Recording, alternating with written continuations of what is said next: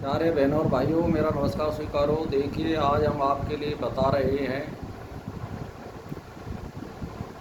कि आप जुक्ति मुक्ति का साधन या भगवान का चिंतन मनन एकांत जगह पर या केवल खुद जो साधक है वो कर सकता है या दो के संग कर सकता है, या आप जनता से संपर्क करते हैं महात्मा के रूप में, तो उसका परिणाम क्या होता है। तो देखिए, यदि आप एकांत में रहते हैं या आपके पास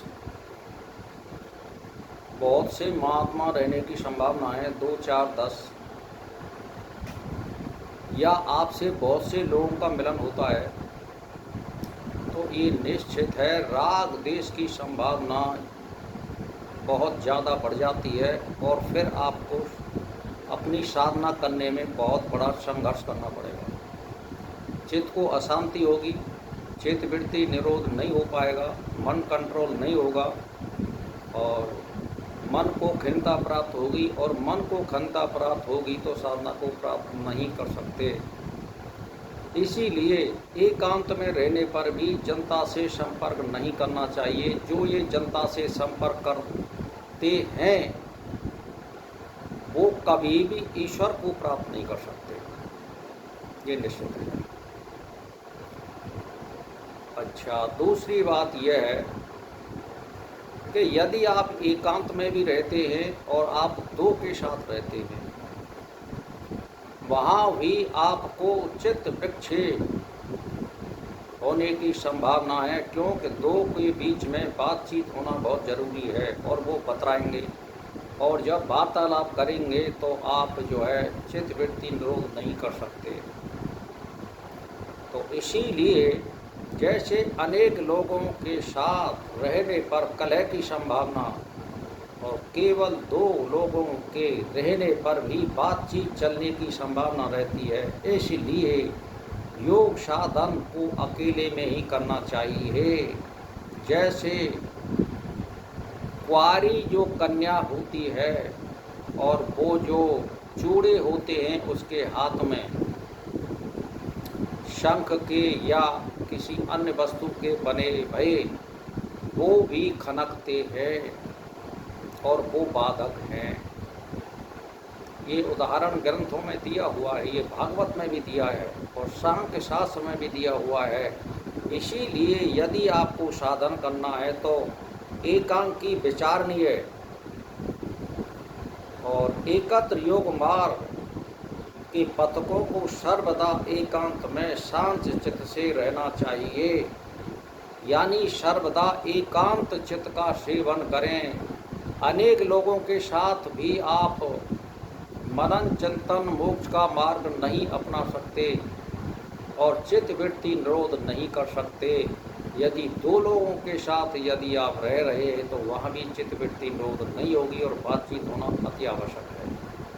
तो इसलिए आप देख लीजिए अब ये दुनिया क्या कर रही है। भाई मैं तो ज़्यादा नहीं कर सकता कि जिन लोगों के पास मेले लगे रहते हैं वो क्या कर सकते हैं, और जो लोग 2-4 रह कर के भी साधना कर रहे हैं तो वो क्या कर सकते हैं। ये तो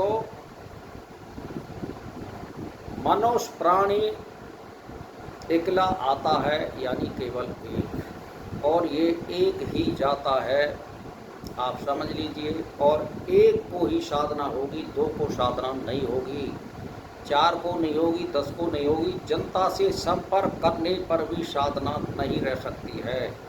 और जिंदगी भर साल 2 साल या आपने बहुत कड़ी तपस्या कर ली और फिर आप जनता से संपर्क करने लग गए तो आप योग भ्रष्ट हो जाओगे, और अनेक लोगों के साथ संपर्क रहने पर भी योग भ्रष्ट हो जाओगे।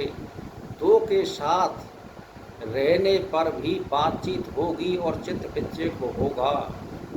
इसीलिए यदि साधना करनी है और परमात्मा की प्राप्त करनी है और एक ही जीवन में आपको आत्म साक्षात्कार करना है, मोक्ष की प्राप्ति करनी है, तो जीवन भर एक स्थिति को बनाए रखने के लिए एकांत का सेवन चाहिए।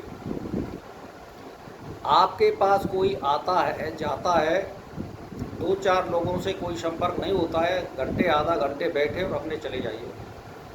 बस फिर आप एकांत में रहिए, अपने कामों को करिए, कोई विक्षेप नहीं होगा। और जब आपके पास में सुबह से और शाम तक 100 से 500 या 1000 लोगों से संपर्क होता है तो चित्त विक्षेप होगा। और भजन की तो बात ही छोड़ो, आपका मन भी लय को प्राप्त नहीं कर सकता है।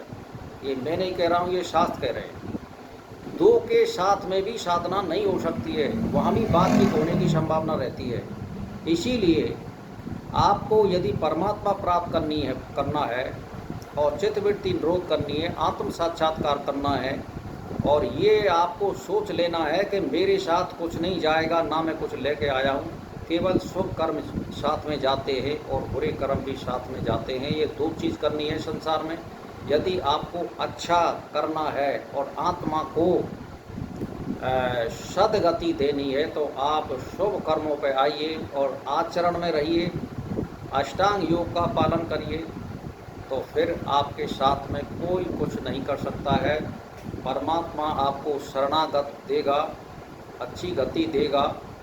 तो कुल मिलाकर के सुख और सुविधा, यदि मान के चलिए आपका मोक्ष नहीं होता है और आपने खूब भजन किया, सारी बातें, ये तो निश्चित है आपको सुख सुविधाएँ वाला परिवार, देश काल, ये सारी चीज़ मिलेगी, तो वहाँ आप साधन कर सकते हैं।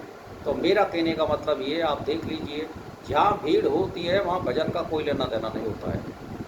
तो भाई और बहनों, मेरा इसी के साथ नमस्कार स्वीकार।